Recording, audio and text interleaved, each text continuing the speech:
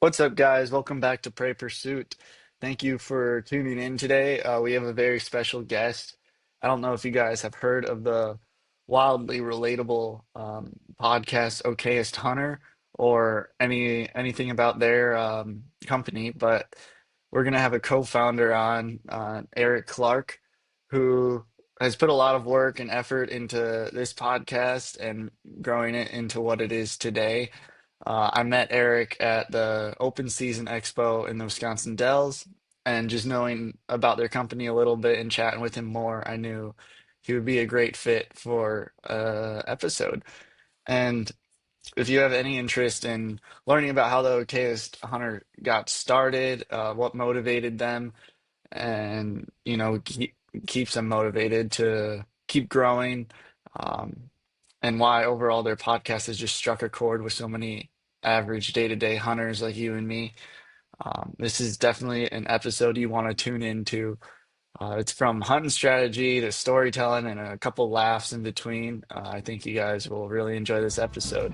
So let's dive on into it.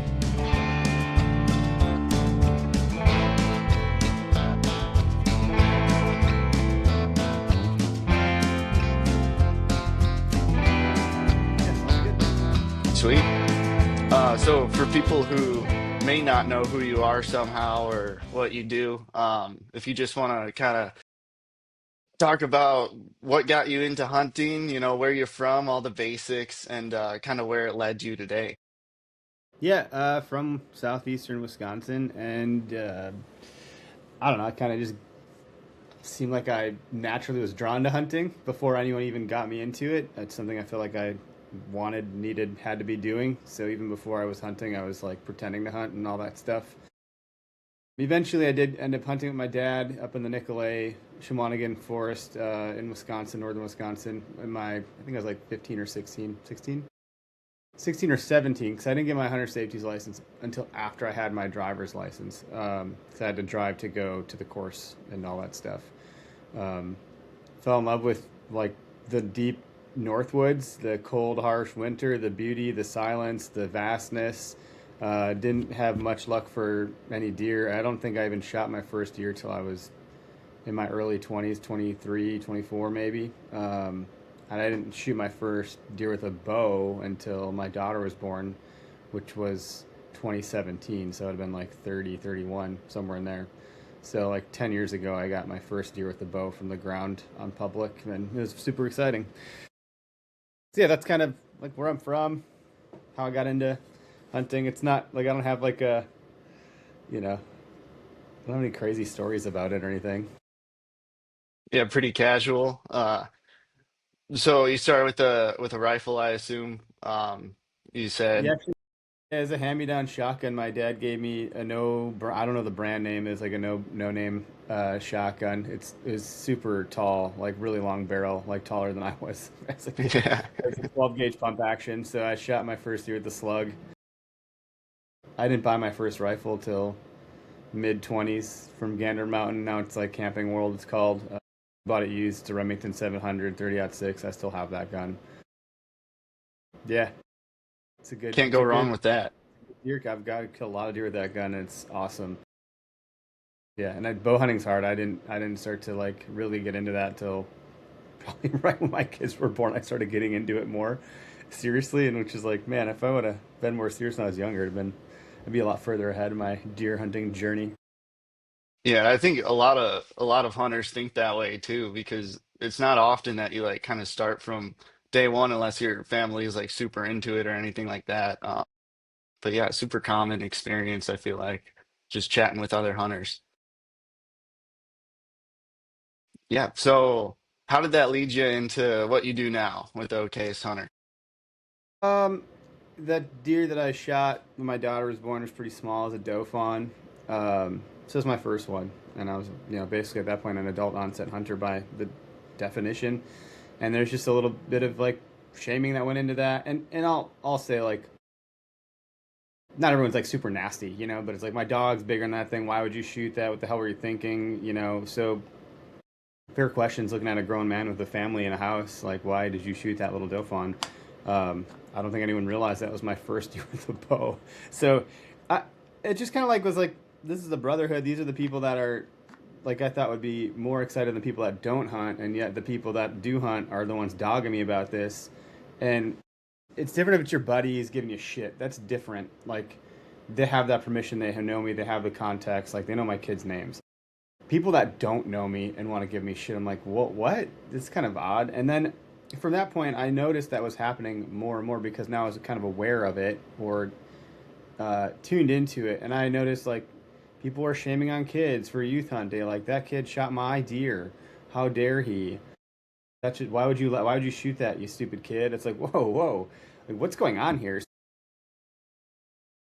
I kind of just thought about it for some time, and I at some point I eventually got the domain name Okayest Hunter and parked it, and just sat on that until I found uh, someone that could help with it because I was doing a lot of other things, and I realized I can't continue to build things on my own as a solopreneur because that's hard and stupid, um, for me at least. So I brought on Tyler Meaden. He was I don't actually think he was a listener of our podcast, Where to Hunt, which is a different, it predates Okayest Hunter, but he had seen me on social or had found the account, reached out, and I was like, "Where are you from?" He's like, "Oconomowoc." I'm like, "Oh, I'm moving to Oconomowoc from Neshota, which is right down the road." And so we got coffee, and I pitched the idea to him. He seemed like a nice fella. Like, he want to start a business with me. He's like, "Whoa." We met for coffee again. We decided to roll it. So that was like August of 2019. Created an Okay. Instagram page for Okayest Hunter, a website, launched a shirt just to see if people would buy it, and if we got enough, if we sold like 10, hit our pre-order fulfillment, we decided we would do it. Um, and so 2020, in the summer of June 1st of 2020, we got our site live, our LLC all codified, all that stuff, and so we just started rolling from there. And in that span of time, we started posting. We had realized that people uh, felt similarly, like they felt like, wow, I've never been able to like post my spike buck before and feel like I wasn't going to get completely shamed for it. So they were sending, a lot of people were sending us pictures of all their deer, basket racks, spikes, whatever. It's like, this is the last year I shot with my grandpa. It's the first year I shot with my kids, my first out of state deer. I'm an adult onset hunter. It's the first day I ever got ever.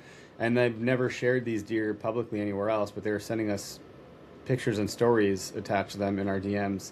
And I was like, wow, we're something else is happening here that like I didn't realize we were gonna strike this vein that way. Where we created, I don't want to say a safe space. That sounds like we're not pansies, but like yeah, kind of a space for some elbow room for this conversation to kind of happen.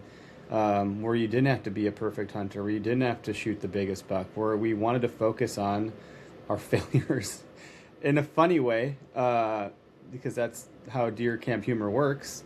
Um, so that's kind of the origin story of it, and now we built a community around us, and that community is probably one of my favorite things that I've ever been able to be a part of. Because now it's bigger than Eric Clark, like it's way more than me. It's like it functions because everyone else that's around it. Totally. Yeah. And it's awesome you guys built that space. I know when I was kind of getting into this stuff and just trying to expand, other accounts to follow that have similar mindset, you guys definitely like kind of popped out in my mind. I was like, oh, this is almost exactly what I'm trying to do. With Prey Pursuit, I'm just trying to, I moved out west, and just coming from Wisconsin, I didn't even know what public land was really, until Montana. And then once I found it, I was like, holy cow, like this is total different game for me. And so it was all just a learning curve. And I was like, well, might as well share my story and show that it's not that hard to like become a new hunter, in a new area, just learning through my failures and, just kind of getting at it, one episode at a time and just explaining what I've done wrong so people don't have to make those same mistakes.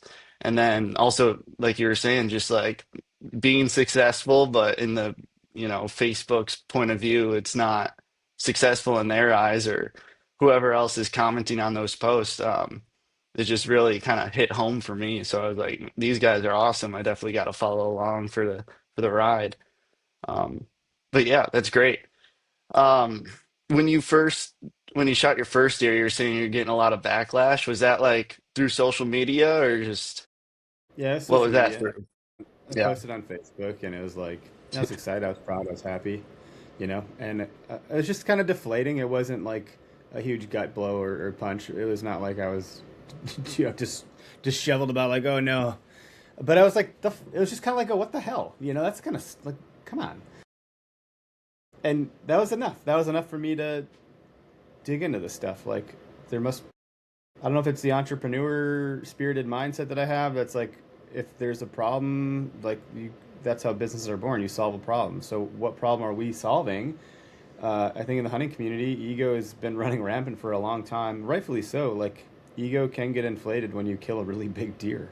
Like, it happens. Like, there's a spectrum there. We all have an ego, and when it lives on a spectrum, some have bigger ones than others. But when that ego got so big, like, it starts to like look at others as a threat, as they're like gonna take your deer, your land, and it starts to get this. It's like a weird situation that starts to unfold, and when that kind of crept in and cascaded throughout the entire hunting industry, um, we became a bit of a relief valve. So we're solving that problem. We're addressing.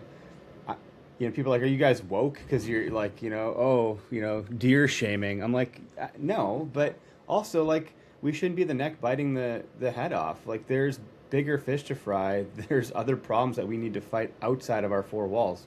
Let's get our house in order together, and then we're a little bit more prepared to handle the stuff that's coming at us. So if we can unite and unify and like bring people together, and it's all in a positive thing, like there's nothing wrong with that. There's nothing wrong with being more positive than negative, at least in my opinion. I think Alex Formosi said something like, if you could just as easily decide to be in a bad mood for the day, couldn't you also just decide to be in a good mood? And I'm like, why? So then why wouldn't you not be in a good mood? Why would we not try to do something good for the thing we care about? So, Yeah, and it's like hunting alone, especially with, social media and just the public stance on it, it already has so much hate. Why is there hate within the community itself? Just doesn't make much sense there. yeah, it is what it is. It's a lot of impassioned folks that care deeply about something, that have a lot of legacy and tradition running through it. So it's like, my way is the way because that's how dad did it, that's how grandpa did it. Your way is dumb. Like, I don't know, but we're participating in the same thing, and all for Right. very specific reasons that are very intrinsic to ourselves. So therefore, that is the common ground. That we do care about this, that this is important to us individually, but as a collective, this can't ever go away. We're all going to like live a really sad life. So I'd rather protect this from the inside out if we can. Oh, definitely. Yeah, and that's what make you guys so great, just having that public stance on it. So making other guys don't feel like they're alone in it, whether it's a learning curve or, whether they're just trying to fill a freezer. It's as long as you're happy doing it, it's a good positive outsource to the internet. Yep. Yeah, absolutely. So like at what point in kind of building up did you realize, was it through the DMs or were you getting big numbers on your post or something that made you realize like, okay, this is actually going to be like a successful company? Oh, I still don't think we're there. So that, I liken it to, if you're working out in the gym and you got a lot of weight to lose or a lot of muscle to build, like your day to day seeing yourself in the mirror every day, you don't notice hardly any change until maybe you see a picture from 2 years ago, or someone stops you and says, "Wow, man, look at you," and you're like, "Oh, I still feel the same. I'm still doing the same thing that I always do. I like going to the gym. I like working out. I just like doing this stuff. I enjoy the process of it, and it's like my natural resting place. I live in this stuff. So for me, it I don't look at the numbers as like, I think they're signals of potential success, but that is not the success of it per se. It's more that we get those DMs, and that is the affirmation that we seek. Like, when we get emails and DMs and podcast reviews, and people say the things that they say about us and how it impacted them, and now I finally shot the deer that I wanted to shoot because I wasn't thinking about what others thought, and I have you guys to thank for that. Like, those are the things that tell us that we're successful, because that's the point. is to really make an impact on an individual basis. So as far as I'm concerned, we've already been highly successful if that's the KPI. The other stuff is byproduct, and I think if people are chasing that stuff, like, you probably get there. It's like anything. If you want to chase money, you probably could make some money, but you'll really realize really quick if you get it all, it's very hollow. So we're very fulfilled with the work that we get to do and who we get to do it with, and ultimately, it's a shit ton of fun. Like, I love this. It's just fun. Like, we did um, couple deer drives, and that's a controversial topic probably for some, but we did a deer drive last um, winter after like gun season had, like, the opener had ended. There's like a holiday hunt or something like that. So we got together with a whole bunch of us. It wasn't just our core group. It was like a lot of friends that some followers came along. And we trudged through this nasty freaking public swamp. It was terrible. We shot one deer and it was a ton of fun. Like, that was, I love the camaraderie of it. So, like, we just get to have fun doing this stuff too. Well, yeah. Yeah, that's great. The community coming together. I like that you outsource friends as well as followers and whatnot. Just so it really comes to show that you're not like trying to be how do you say like that 1% online. You're just a common person. You're easy to talk to. Just willing to let others join in the process and in the fun ultimately. Um, I know Very much you. like high school. You get to high school and you're like, I gotta wear this, I gotta do that. These are the cool kids. And then by your senior year, like, I don't give a shit about any of this stuff. Yeah, You know, like, we're the seniors. Like, we don't care. We're just here. We're doing our thing. I don't give a crap what we wear, who we hang. Like, it's all good. We just want to do good things and have fun. totally. Yeah, and I know you gave you were a spokesman at the Open Season Expo. I was pretty upset that I wasn't able to be there that day or the couple days you were speaking. I was only there that Friday, but um, yeah, tell me a little bit about that. I saw a couple highlighted posts about what you spoke on, and I think that was kind of a clear indicator you're a perfect guest for the podcast and everything I try to put out there. Yeah, it was more about that. I mean, I don't know. It's kind of like it was definitely not the right audience collectively. Like, people were there to learn about, like, their food plots and how to kill deer and Yeah, whatnot. So there's, like, not a lot of people there, which is fine. But it was more like, if you're gonna do this, sure, I could tell you how we've done it and maybe how you could do it. But overall, I wanted to emphasize the why you would do it and get that grounded first, because I think a lot of people. I remember talking to a young man on my who guested on my podcast once, and he's just like, I just can't wait to have a sponsor. And I feel like that would have. I'm sure that it's very validating to have it, but he was so steadfast on just getting the vanity of it. Like, I want sponsors. How will they? Why won't they sponsor me? Why won't this company talk to me? They won't. I'm like, because you have nothing of value for them. If all you want is for them to put their logo on your stuff, what is it? It's very one sided, and there's nothing happening here. Um, it's very much like a one sided relationship. Like, you can't be a 400-pound pig and expect to date a supermodel. Like, you're not, or like you're intellectually dull and, like, you can't date the mathlete. Like, you got to have something to offer. You got to meet people in the middle. Either you have to over index on it, or you have to align really well with it. And if your reason is to just do that thing, is to have that partnership or the followers or the likes or the shares, like, I'm concerned that a lot of people want that stuff, and that's a byproduct. So a lot of the talk was like just level setting people on what is it you really want to do, what is it you really want to achieve, where are you trying, what's on the horizon line, and let's work backwards from that, and I can help you build a map to get there, as long as we're charting the right course. And if I think you're on the wrong course, like, I don't think you're going to get there.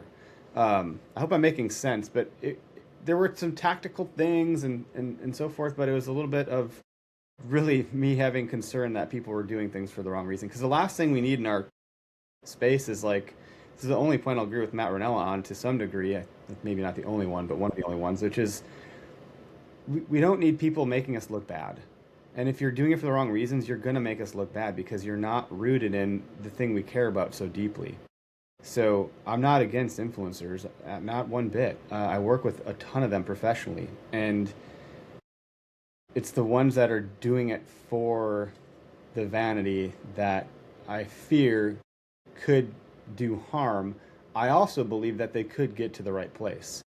Like, because life is a film reel, not a snapshot. Just because that's where someone is today doesn't mean that's where they'll be going forward. Look at Robert Downey Jr. The dude is a total freaking bum, washed up drug user in jail, and then he became Iron Man. Like, you can change.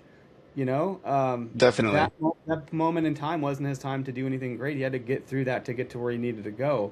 So I'm very much in favor of all humans, and I think everybody has good. And most people aren't doing things to be bad.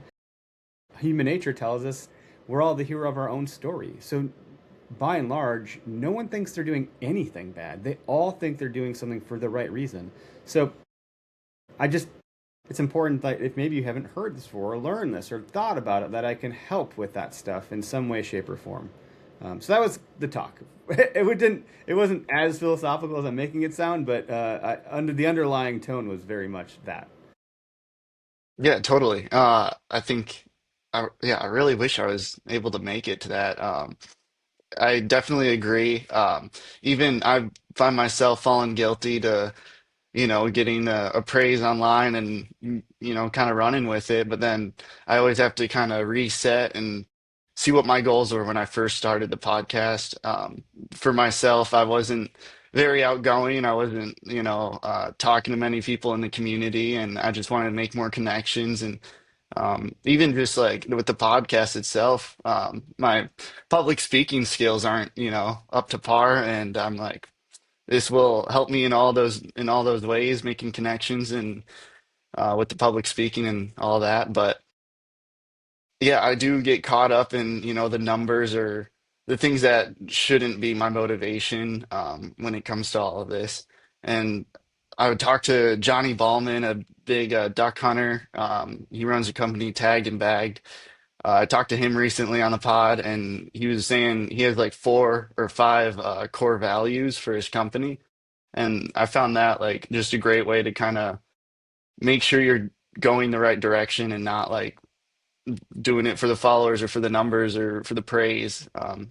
And yeah, I find that all very important when it comes to this because, like you said, it can become negative for the hunting community pretty quick. Yeah, yeah, Ken. And those core values, things like that, are really important. I think we have some, but don't ask me what they are off the top of my head on a Friday Yeah. morning. Right. Authenticity pretty high up there for us. It kind of keeps us doing the right thing is always the right thing. Like we have some like mantras that just kind of like flow through the core of the company. Yeah, yeah, totally. As you should too. Like it's important to keep those goals kind of like in your foresight, just to always have them like on the top of your mind and not fall too far from them, because it can be a slippery slope once you start kind of being like, oh, I'm doing super well, like look at this sponsorship or something like that. It's like, no, you gotta set back to the reason you started and keep rolling with that.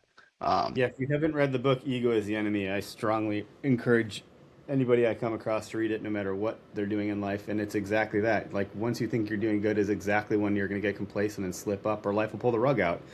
Um, it happens. And it's okay. You can celebrate your wins. Like you don't I'm not saying like be so sheltered that you're not going to ever celebrate anything, but also like put your head back down, get back to work. right. Like, keep putting the reps in, you know. Totally. Yeah, yeah, yeah. Well, to fall a little short of what we're chatting about now, switch topics a little. How's the new studio? Is it going well? Uh, not. I mean, it's not. I don't want to say it's not going well. We're just not doing much because we don't have any damn time. So like we Yeah. moved in, did the trade show, brought the booth back. I went back after that and like put that up and got some lights set up and so forth. But like it's gonna be a slow roll because we are limited on time and resources.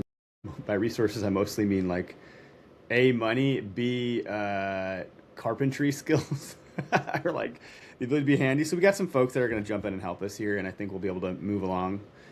Priority one is, well, 1A and 1B is our backdrop for the studio, for the show, Okayest Hunter, and then floors. And then we're building out a seminar space. So we want to be hosting seminars on a regular cadence, whether that's with our own folks like Derek on, mature buck hunting, big woods territory, breaking down large tracts of timber, so forth, or Matt with the how to do turkey calls or something to that effect. But also do guest appearances. I'm not going to say like we're going to get Lee Ellis per se, but like maybe we pay and have Lee Ellis come in and talk about how to knock on doors.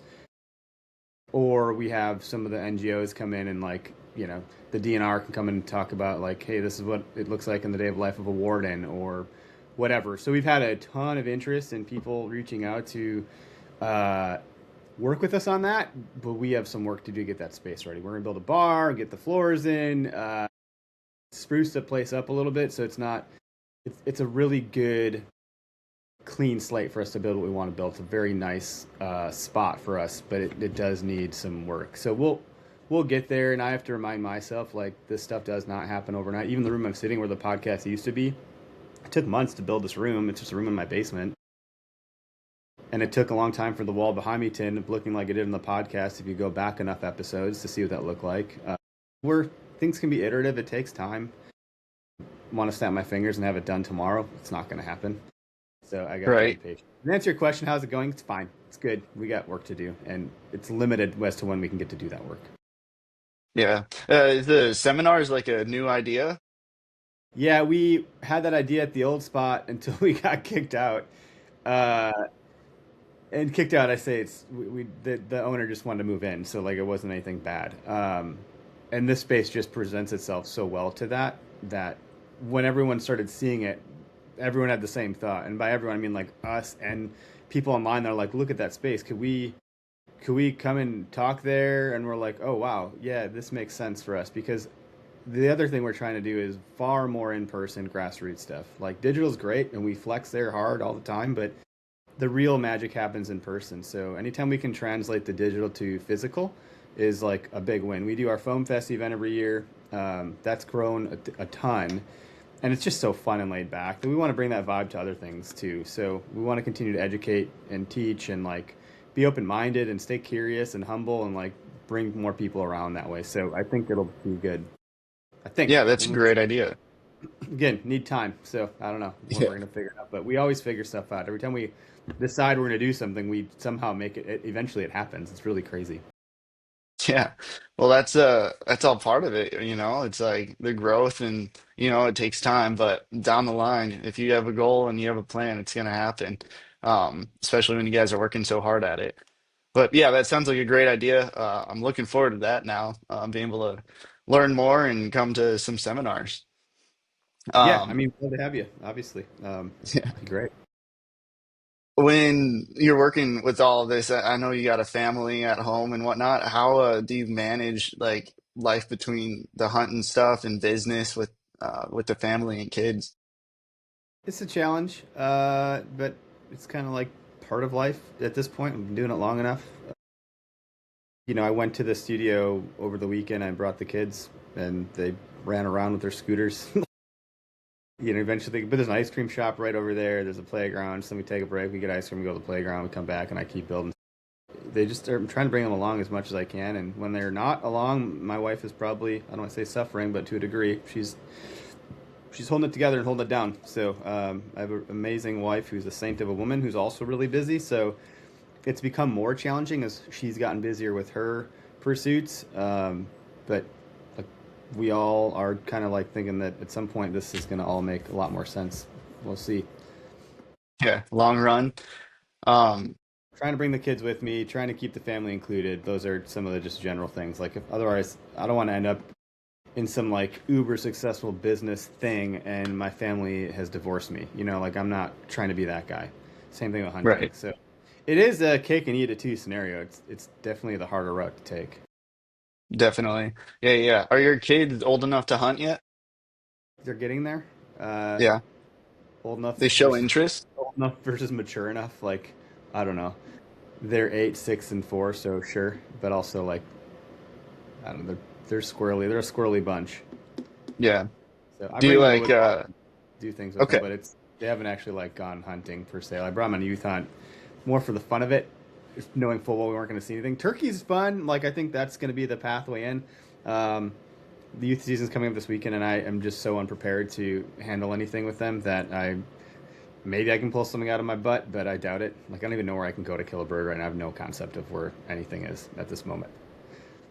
Totally. Yeah, and I mean, you just got done. I don't know if open season was only expo you're at, but all the shows that must take a lot of time and effort just to kind of focus on that for a while and then a quick transition into turkey hunting. It's a lot to do, Yeah, especially yeah, with the family and whatnot. yeah. It came up quick, but they can always come with me too on turkey take, or I can get a late season one or whatever too. So it's not all for naught. Totally. Um, yeah, I mean, do you think with their upbringing and whatnot, they're gonna be into it eventually? I don't know. I feel like my boys are very interested. I don't think they comprehend all of it.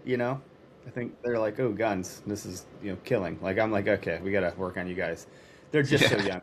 Uh, that being said, I'm not going to force them. Like I want to bring them along. There might be like one force session for all of them. Like you're going to come with me, and beyond because I kind of like I almost want the memory of like remember the time you made me come with you, Dad? Like I think that's kind of silly and fun. But I'm not going to force anything. Like if they take interest, I'll fan the flames. If they don't, I'm not going to make it like this stupid thing that they have to do with Dad. I don't want it to become a drain on them. So I think by inviting them to the show and the podcast stuff and to the woods as much as I can, like shooting their bows, all of those things, I think will naturally build their interest in wanting to pursue it at their pace. And I'll just be there with them as they do.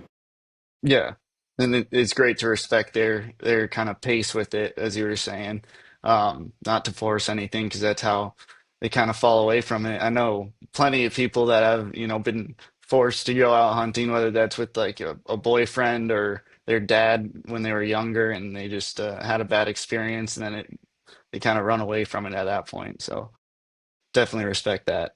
Um, yeah, so do you have any moments that are I mean, first deer you were talking about might be the moment, but do you have any moments that are like, okay, I am the okayest hunter, or were you like humbled Yeah. into it down the Every line? every moment it happens continuously with everything that I do. I mean, you saw a video of me trying to get into the new studio with the key. I couldn't get out of the freaking. I'm like, this is just my life all the time. Hunting's just like another outlet for me to be a dumbass. Like it knows no boundaries. And hunting is like I can't seem to pick a tree to save my life. I can't climb it efficiently. I lose things. I drop things. I forget things. I continuously mess things up. Like you think you'd learn, but I keep finding new mistakes. So I don't know. It's crazy. It's I don't have any. I feel like I have one of my first bow hunting experiences was up in the Nicolay. Two bucks came like walking down this main path, so I didn't expect them to be there because I was not set up in the tree all the way yet. I wasn't fully ready. I just got in the tree stand, and then I hear walking down the path, and because it was two bucks and like it was very there's a lot of leaves on the ground. It was fall, and so they're just trunching through these crunchy leaves, and I thought for sure it was like another hunter. I was like, oh man, because I was barely off the main like logging road, and I was like, holy shit, it's deer. It's 2 bucks. What? I grabbed my bow. It was upside down. So I had to rotate my bow. I knocked my arrow, but it was an old bow that didn't have a D loop, and I knocked it above the rubber stopper. Uh, or I knocked it. I put my release on above the rubber stopper, so I couldn't pull the bow back because it flung up the string. I dropped an arrow. I like by the time I finally drew back on these deer, they were out of range. Now they must have been young, like they were not big. And in the Northwoods, I was like, it's a buck. I don't. This is before I understood antler inches or main beams. I knew nothing. I was like, it's a buck. Oh my god, this is amazing. And like the opportunity just kind of like passed because I couldn't shoot them. They were too. I was like, well, I can't take this shot. This isn't gonna work. I didn't. But they were right in front of me, and so I messed every aspect of that up that I possibly could have. It was like the first real moment I could have shot a deer, and I couldn't. I couldn't do it if I tried because I messed everything up. So that was the birth of Okayest Hunter. Just like, Yeah. so bad. Well, it's fun to look back on it now and just kind of laugh at it, in that sense. But yeah, I mean, there's definitely like learning curves to everything, no matter what it is, hunting or not. But would you say you have like a most memorable hunt? I don't know. I feel like the one I had last year was up there, just because like anytime my dad's like involved in some way, it kind of stands out. It's a little bit more pronounced. So like we were walking. It was a lease property that my uncle leases, so it was kind of nice to like take a break from the grind of public land. I was like, sweet, this will be great. I was like, what time do you want to get there? You know, like before sunup, it's the rut. He's like, no, we got to get there right at sunup because we got to cut across this field, and there's no way across the field. So like, I'd rather they're all going to be in the field at first light, and if we show up, we're going to scare them all off. So we got to wait a little bit, which is a little bit awkward. I'm like, oh, well, that's weird. I'd rather be in the stand by first light. Like, damn it. I'm thinking, like, shit, Dad, should we go at like 2 a.m.? You know, like get set up. Like, what are we going to do here? And sure enough, we get to the field and there's a buck tending a doe right there. I was like, oh my God, it's already happening. And so they barely were like bothered by us. I mean, they trot off and stuff, but it wasn't like a big deal thing. And then we get to into the hardwoods, and it's all pre-hung stuff, which is great because my uncle's got all these stands set up. I'm like trying to get to a certain stand. My dad's going to another certain stand based on wind direction where we can both set up on this property. And like a doe comes crashing through, and like three bucks follow her. One of the bucks breaks off, another one breaks off, and I was like, holy shit, this is like mayhem. They're grunting. This is like they're like posturing. And then I was like, I think I'm gonna shoot this one. I think he's gonna come our way. So I crept down, get behind this tree, and my dad's right by me. He's like, whoa, this is it was just wild. Well, that didn't come to fruition because that buck just the doe went a different direction, so he went it with the doe. He never got wind of us or anything, but it was just wild. Get in the tree. Eventually, a doe comes crashing through. Buck's tending her, and he came into a grunt call, which I'd never had happen before. And he flew into my grunt call like he thought I was gonna, you know, steal his doe. Like he was Yeah. coming at me like, I'm gonna kill you if you bother like with my stuff. So I shot him at such close quarters. It happened really fast. Not an ideal shot, but also super duper exciting. And yeah, it was cool. Like the whole thing was just really cool. Of Totally. course, Was that a year that later that same day, he shot another buck. Like it was just a really cool week. We both tagged bucks with our bows on a perfect rut hunt. It was awesome. Yeah, that's the best feeling to call in a buck for sure. Um, Last season was also my first time actually. Like I was using the antlers and came strolling in right behind a doe, and yeah, it's a great feeling. I'm a big duck hunter too, so like calling in my first couple ducks, I'll never forget that memory, and that's the whole reason, like it kind of draws me into it little bit extra, just being able to almost talk to the animals and just setting the trap for them. Hmm. It's awesome. Um, do you always hunt? You said that was a lease land. Are you more so public other Yeah, I'm like times? 100% public otherwise. Like I don't even get on that lease land. I'm like, oh, if my uncle's like, yeah, you should go out with your dad or you shouldn't bring like it's a treat. It's just a cool thing because it's a private parcel that I'm on with my dad. So otherwise, I'm just out there suffering like everybody else and wading through swamps and falling into water, crossing rivers and creeks and streams and canoeing here and canoeing there. Like I use water a lot to try to separate myself from some of the pressure. It doesn't always work to my advantage. I think it does. I also enjoy the suck. Like I like to push myself with that stuff. Um, but yeah, no, it's a grind. Yeah, like I mentioned, I've never like hunted public land or anything like that till I moved out to Montana, and then I felt like there's so much of it. It's like, why wouldn't you hunt the public at that point? Yeah, I did a little bit of door knocking as well, but the public land is just like you feel more like reward from your success when you're just totally earning it, and especially when there's so much pressure. It's just like if it's the greatest feeling. Yeah. Uh, yeah. So with the waterways, you're saying you escape the pressure. Do, do you still run into a bunch of people? I don't know. Just I just a little less. It's just like I don't think there's anything that's untouched anymore. I think everyone's all Johnny Badass and kayaking and doing crazy shit. So my logic or theory, I think I got this from Dan Infold. He's like, well, if you cross a waterway, you're separating yourself from like a large percentage of the other hunters because most won't. And so I was like, well, rather than cross it and like get into my underwear like he does, I'm gonna just get a freaking canoe. Like, I'll just do that. But then I'm like canoeing, and then someone passes me up in a John boat, and I'm like, oh, there's other guys doing this, and they're doing it better because they have a John boat. Like, with a trolling motor or whatever. So, it does help, I think. But then there's other people doing that stuff too. So it's just you gotta have some perseverance, and you gotta keep a positive mindset, because you're gonna run into other guys and gals out there. It's gonna happen, and you can't let it piss you off and ruin your day or like ruin your hunt. You gotta have an expectation that that's gonna come your way. Otherwise, you're implicit in letting it affect you. Right. No, totally. And like it's all part of it, like you're saying. Like it wouldn't feel as good being successful if there was no pressure at all. Like, don't get me wrong, I'm sure the guys on public land or, paying for leases, it's still a good feeling, but it's just putting in that much effort and being successful, you're more happy with what you come out with. Like, I mean, it wasn't even public land this late season in Montana, but did some door knocking and I finally got a yes, and that was my first time like getting a yes from door knocking. And the first morning out, there were $3 right in front of me, and it was just a great feeling being able to know that I kind of did it myself. I didn't have like a friend or family member even just like, giving me access to whatever land they have, but it's just like, yeah, the success, it just makes it feel way, way better when you earn it yourself. Yeah, totally agree. Do you use a saddle for bow hunting? Yeah, yeah, I'm a saddle guy because that's what I have. I think you got to have the right tool for the job. So, like, nothing against a tree stand. I think there's lots of applications and use cases where those make more sense than a saddle. But that's just what I have. So I use it, and it keeps me nimble, it keeps me light, keeps me effective for the most part, and I can hunt well out of it for me. So it's good. I do enjoy hunting out a tree stand from time to time also, but I'm mostly saddle hunting. Yeah.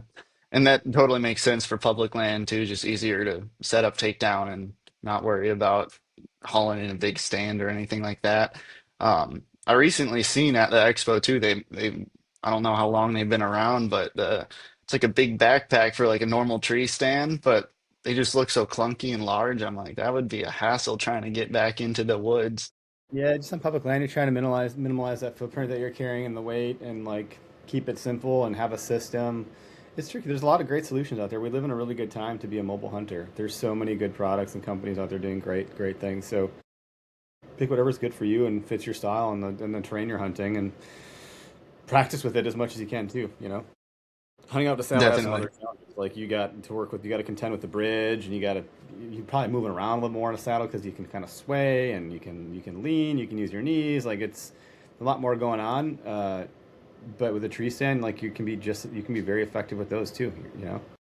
Unless it comes on your weak side and the back side, you're kind of like shoot. I think with a saddle, you have less of that can happen, but you still have to be prepared for like weak side is still a thing.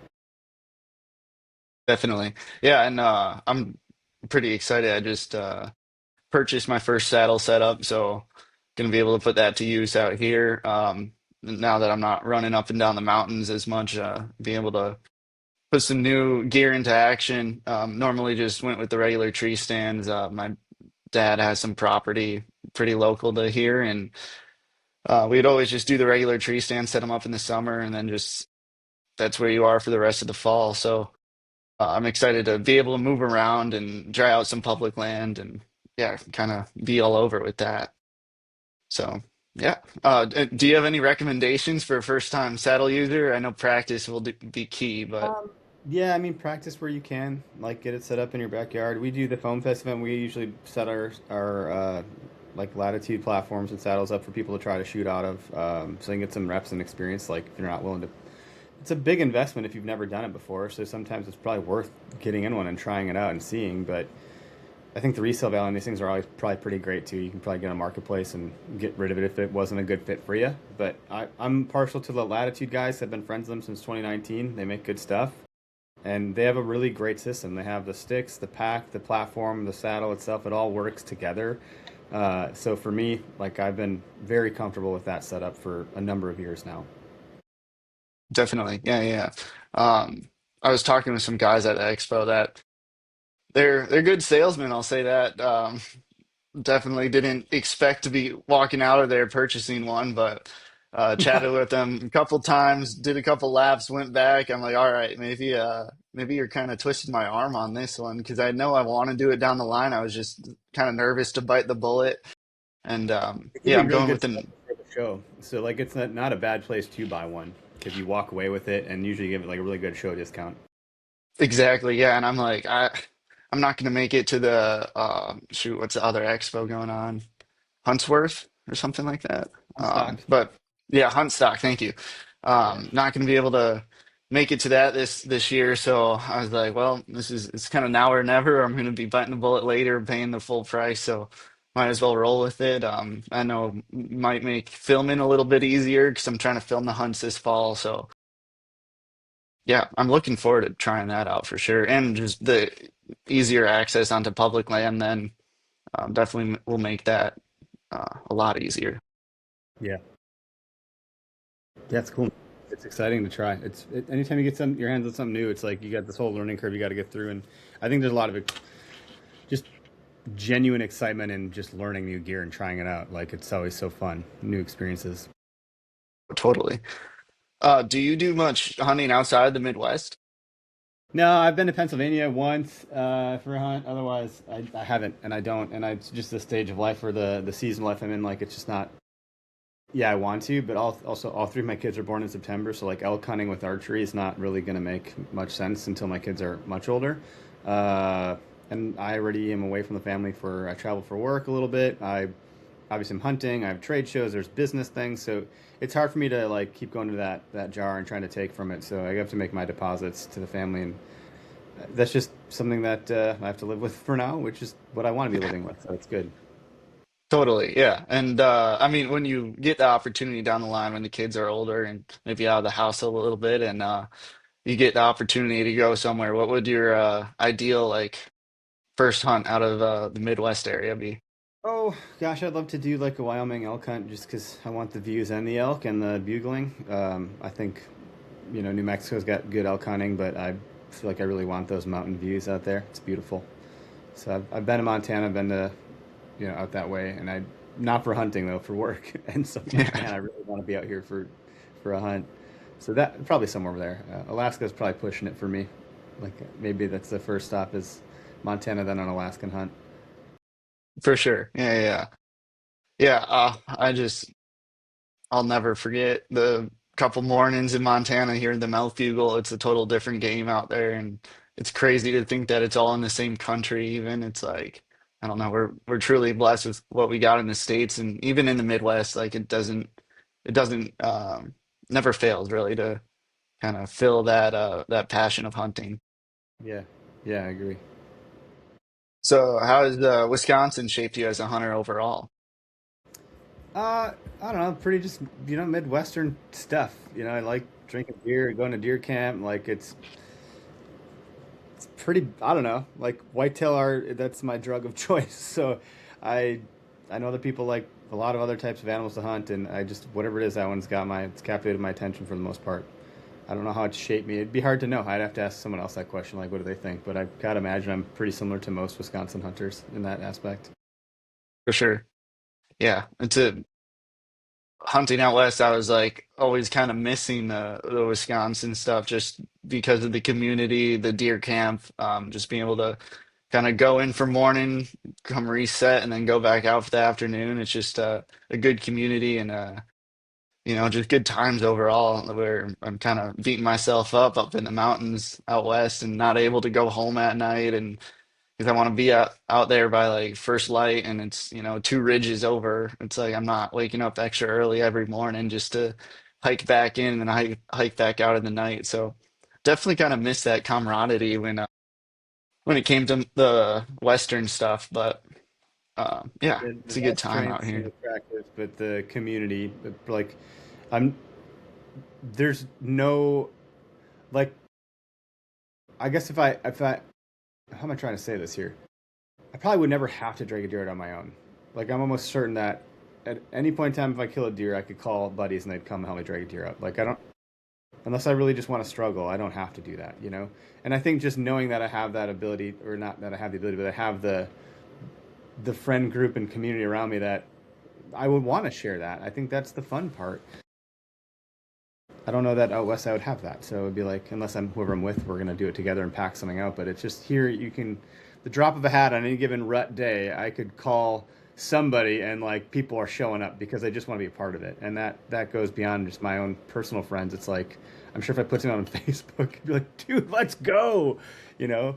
And many hands make light work. So I enjoy that quite a bit more than I probably would have realized it when I was younger. I think I did not have this community around me when I was younger, so it's cool. Totally. Yeah. Yeah.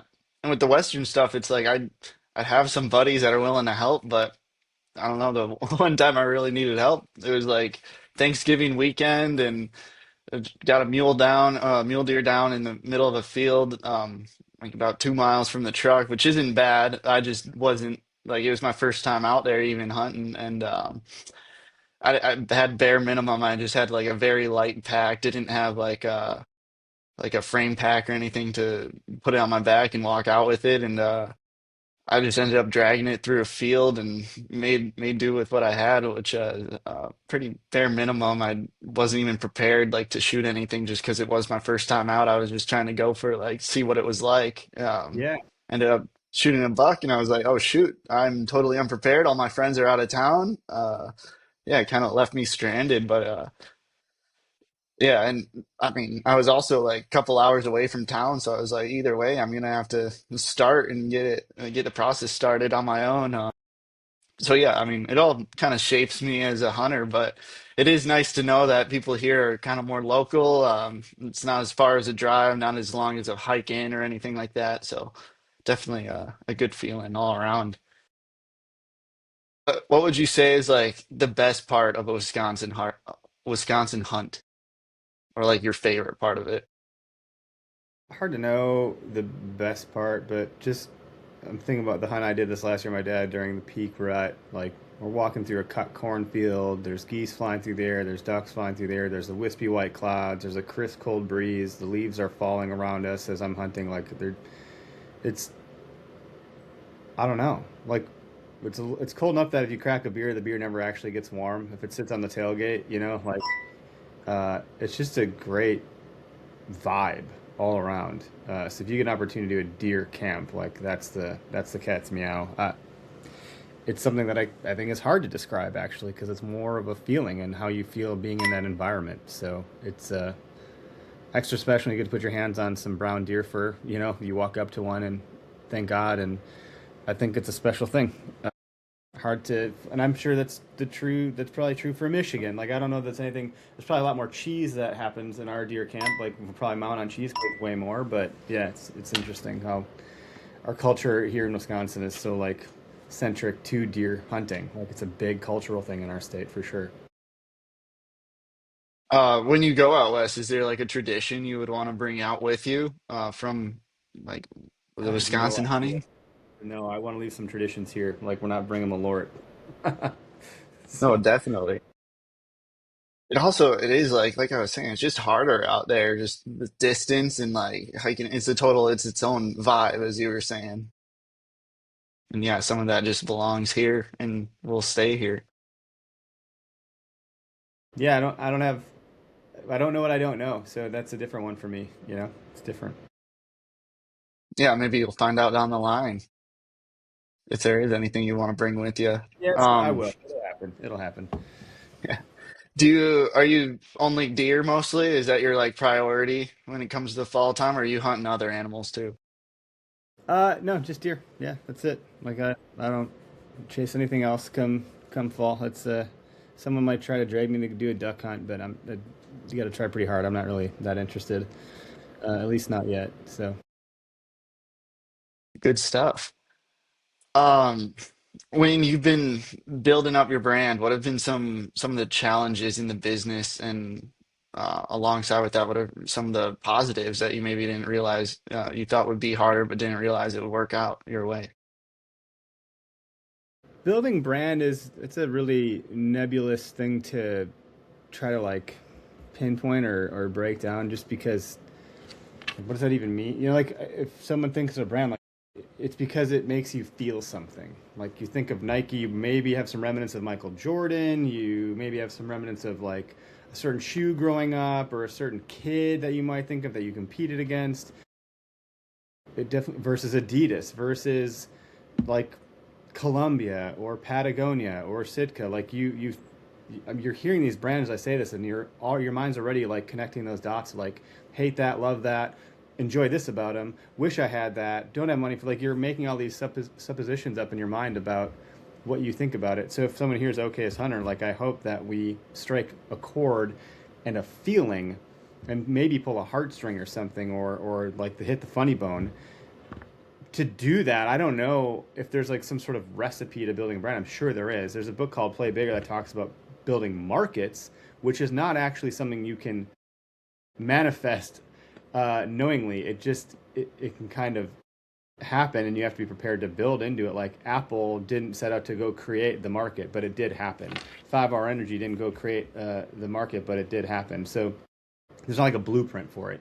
Building a brand, there probably are some really strong blueprints. It goes beyond logo and color and mission and tagline. Like those things are probably foundational. But much like Nike, they were blue ribbon sports before they became Nike, until Phil Knight, at a moment's notice before they were going to go public and get their IPO done, he he wanted to name it like Dimension 6 or Dimension 8, and they're like, that's a terrible name, and he thought it was the coolest name ever, and they ended up naming it Nike, which is like the goddess of speed. And that was not his first pick, but he just blurted it out on the call with the IPO or whatever, the lawyer, and they were blue ribbon sports for like, it was maybe like not a decade, but it was like several years they operated under that name. So they already had a great product, a great community. Once they started going with Nike, it only became Nike because the product backed it up. Like, we're only Okayest Hunter because the community backs it up. Otherwise, I don't know. So the challenges for me are like actually keeping a business functioning. Like managing cash flow is really hard. When you're a seasonal business like hunting, you can't bring that revenue curve forward no matter how hard you try. And I work professionally in the category, so like I've done that for other brands or tried to, and it doesn't happen. So managing cash flow in and of itself is challenging. Doing it in a seasonal business is a little bit more challenging. Like contracting season, you'd think you'd have all your deals signed in January, but most fiscal years start in April. So like Q2 is really the start of Q1 for the hunting category. There's a lot of nuances to it that have taken time to learn and understand, and then like work into our business model in a way that makes sense, so we can keep our engine going and keep doing this, so we can keep doing good and serving people. Yeah, there's a lot of challenges. I can't turn it off either. That's a different type of challenge. Like, be in bed at 1 o'clock on my phone making content, or I'll be down here on the computer, 5 a.m. the very next day getting shit done, because we're running email campaigns, we're running giveaways, we're scheduling content, we're working with contract writers to write for our blog. We have business initiatives we're trying to hit. Like, there's all sorts of stuff. There's never not something to do, so it's hard to turn it off. Those are definitely challenges for me in some ways, because it's probably unhealthy. Like, I should probably be able to turn this off in my mind and focus on something else, and that it just always seeps in. Yeah, there's always a lot going on. I'm not even that far into this, and I feel like I'm always thinking about it. I kind of piss off my fiance sometimes, just always talking hunting in general, whether that's with the podcast or just like getting ready for turkey season, or it's just it's ongoing in our minds and just keeps us going as a person. Um, Yeah, yeah, no, it's have there been oh, any positives? As in, like, you thought it'd be a lot harder to do something, and it just turned out to like kind of just work out.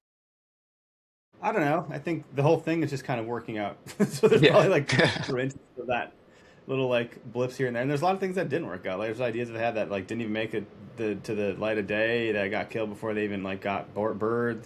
There's ideas that totally flopped, or like you just keep trying, and we just keep going up to bat. We just keep taking swings, taking swings, taking swings. Get base hit, base hit. Sometimes we get to round the bases and run across the home plate, and then you're right back at it again though. Like, it's like there's another game to play tomorrow. We got to keep going. So there's no finish line with this stuff. It's a never ending game, and you better love the game. Otherwise, like, it's gonna spit you up and chew you out and spit you up, or whatever the saying is. Like, it can take a toll on you over enough time.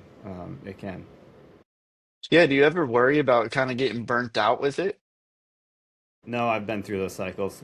I can't. I'm not gonna. Yeah, burnout's like a myth to me. It's a real thing, but burnout happens when you're doing the shit you don't love. So Yeah, even though I that is love true. this, I will hit peaks of like, man, I gotta hold off or find some zen for a minute. Oddly enough, the woods is that for me. So then it pulls me right back in through the entity that I care about. So it's really interesting. Like I will churn out of some moments of like, oh man, I have no ideas, and then and I come back around and it ebbs and flows, it ebbs and flows, it ebbs and flows. But if I look at the macro trend over the last 6 years, we're just getting started. Like, you know, so Definitely. For your viewers, if you could like pinpoint one thing from all of Okayest Hunter, what would be like the main point that you're just trying to get across? And I know you kind of talked about this already, but I like to make it pretty clear to people what your company's all about. I mean, if our company was a personality, it'd probably be Ted Lasso, mixed with a little bit of Bad Santa and there's another, and probably like Will Ferrell, like from Step Brothers. Like that's probably who we are. But the Ted Lasso part of like the quote of, and it doesn't come from him per se. It came from someone else like Walt Whitman or somebody or whatever it was. But it was like, be curious, not judgmental. I think that's like a really strong tenet of our brand. Overall, we pull a lot of our philosophy from Stoicism. So like you can't control what happens to you, but you can control how you respond to it, and that echoes into the deer woods really, really well because you can't control 99% of what's going to happen to you in the deer woods. The deer, you're going to plan that they're going to come from this way, and they most certainly will come from that way. Well, you can get pissed or you can like adjust accordingly because you can control how you respond to that information in that situation. The judgmental thing, like, don't worry about what other people think because it doesn't matter. It's literally your hunt. No one else is pulling your bow back. No one else is, taking the steps you're taking, walking the path you're walking. Like, go do your own thing because it's for you. It's not for someone else. And it's usually spiritual. It's usually intrinsic. It's, um, very personal. And if it's that personal, then why would you let someone else impact the thing that you're going to go do that you love? And if they have a voice in your head around the thing you love, then probably got to ask like, what am I doing this for? Am I doing it for them? Or am I doing it for me? You know? Definitely. Yeah, and that's a great point too. Along with the like not being judgmental, but just kind of following your own path and not others. Just that's what it's all about too. There's a lot to it, but when it comes down to it, that's kind of the baseline. Yep. Um, do you have any like fan interactions that totally stick out with you as you're kind of managing the social media and going to expos and whatnot? No, I mean, I think the ones that stand out most are the people that have become our friends over the years. Like we've gotten genuine friendships out of this, and people that are rolling with us now are because of that fandom. I don't know if I want to call it that, but we got people that are like friends, like true friends that I now are part of group text messages. We talk to each other, and like so, friendships have blossomed out of this. What stands out the most? So I don't have any one specific thing or anything like that. Nice, that's awesome. When you're at the expos and whatnot, like, are you ever like surprised about how many people know about the Okayest Hunter, or are I'm there very any humbled by surprises it. when it comes by? No, I love it. I assume most people don't know about us, so I'm always happy to tell some about us, and if they choose to follow along, great. If not, like totally fine. I can't expect everyone will have heard about us. The world is really large, it turns out. Like, and attention spans are really low and very sought after. So like, yeah, not everyone's gonna know about us by a long stretch. Totally. Yeah. That's a great way to think about it when it comes down to it. Um, all right, I got like a little segment here. I've been trying this out recently with some guests, but I got like a rapid fire segment of I'll just ask some questions, and first thing that comes to your head, that's your answer. So here we go. Gun or bow, Oh, private or public, public. go to drink at deer camp, Oh, bush light. one piece of gear you wouldn't go without. My release. Deer or turkey, Deer. tree stand or ground blind. Tree stand. Morning or evening hunt? Evening. Sit all day or bounce stands? I usually bounce. Really? Yeah, that's the end of that. I just like to throw that in there just to see some answers, even though we chatted about a couple of them already. But Yeah, yeah, it's nice when you chat about it already. Kind of makes it a little bit easier on the guests to think of the answers. yeah. Yeah, but you're a evening hunter for sure. You like that more? Well, oddly enough, I don't know that I've had as much success with it. I think I've had more success with morning hunts, which is so funny. I just most of the time I'm going in blind. I don't know the property I'm at. I haven't been there before to some degree. I'm like unfamiliar. So evening hunt is more aligned with the busyness and chaos of my life. It's a little more open ended. Like it's hard for me to like pull out of the morning. Like if I go in the morning and I have to be back by noon, that's gonna suck. I'm gonna really struggle with that. Evening, it's like I know I'm gonna hunt till the last light. So plus I can see where I'm going, and now I know how to get out, and I can set up, by seeing things. In the morning, if I haven't been to a spot before, I have no idea what I'm getting to. It's pitch black. It's not Right. great. So unless I know the property well and I've actually done some scouting, I'll do a morning hunt. But otherwise, I'm an evening guy for sure, just by default. Yeah, yeah, yeah. Yeah, I agree with that. I'm evening all day, but it's like I'm in the opposite boat of like that's what I'm more successful with. It's kind of weird. I feel like in Montana, for example, I just mornings were kind of the way to go out there. I'd see more, get more action, but then out here it's like I've never seen much in the mornings at all.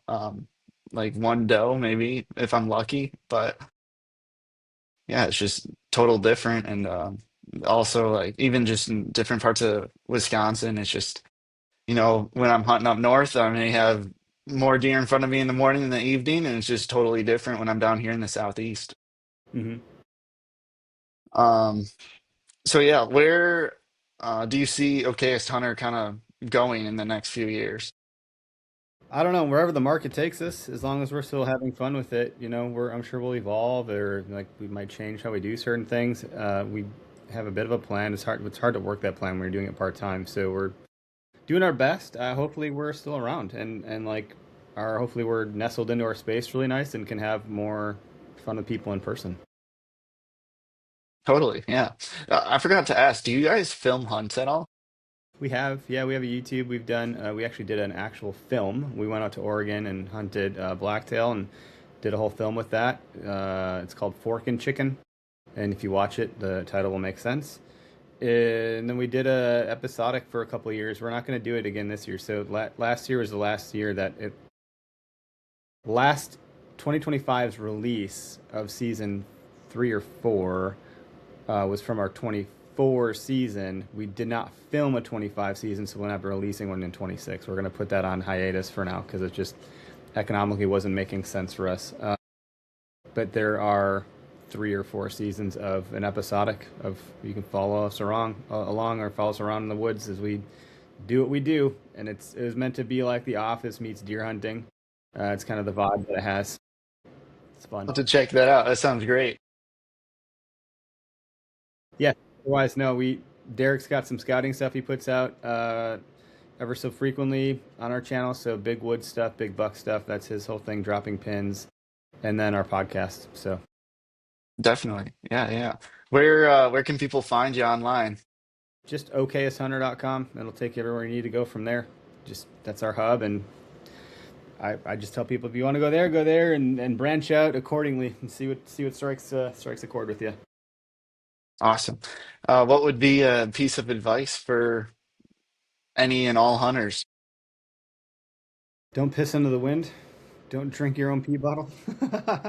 uh, yeah, I'm a big believer in merino wool base layers. That's the biggest game changer. If you're gonna spend any money on hunting gear, start there, and then just buy everything else cheap or used, or like go to marketplace. You don't need fancy stuff to get it done. So I'll double down on that merino wool for sure. Just yeah, first time I put it on and went out into the field with it, it was like total game changer. Didn't know something like that existed, but Same. yeah, underrated. Um, and then last question would be, who are 3 people you recommend I speak to next on the podcast? Oh, I don't know. It's a good question. Three is a lot for me to think about. Depends on what you want. Depends on what you want to talk about and like the thesis of your show. Derek's a good dude. I'd say he'd be a great guest. Talk about mature bucks and breaking down large tracts of timber and all that jazz.